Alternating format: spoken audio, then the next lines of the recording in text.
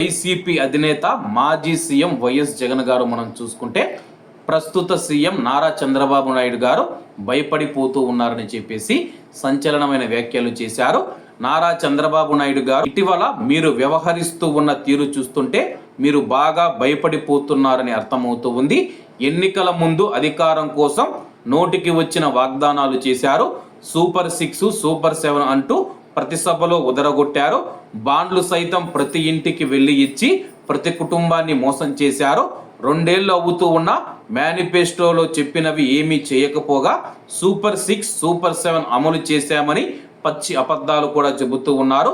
ఈ క్రమంలో రాష్ట్ర ప్రజల నుంచి, ఉద్యోగుల నుంచి వస్తూ ఉన్న వ్యతిరేకతను తట్టుకోలేక ప్రశ్నించే గొంతుకలపైన బ్రహ్మాస్త్రాలు ప్రయోగిస్తూ ఉన్నారు. అంటే మీరు భయపడుతూ ఉన్నారు కదా అని దీని అర్థం.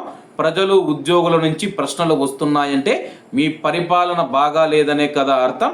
ఇచ్చిన హామీలు అమలు చేయలేదనే కదా అర్థం. మరి అవి ఎప్పుడు నెరవేరుస్తారని అడగడం తప్ప 2 ఏళ్ళు అవుతూ ఉన్న 3వ బడ్జెట్ కూడా ప్రవేశపెట్టిన నేపథ్యంలో ఇంకెప్పుడు అమలు చేస్తారని ప్రశ్నించడం నేరమా?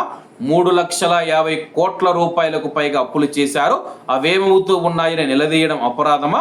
వీటికి సమాధానం చెప్పలేక మిమ్మల్ని మీరు ప్రశ్నిస్తున్న వారిపైన కక్ష సాధింపు చర్యలకు దిగుతున్నారంటే మీరు భయపడుతూ ఉన్నారు, మీరు తప్పు చేశారని అర్థమని చెప్పేసి మాజీ సీఎం వైఎస్ జగన్ గారు ప్రస్తుత సీఎం నారా చంద్రబాబు నాయుడు గారి పైన సంచలనమైన వ్యాఖ్యలు చేశారు.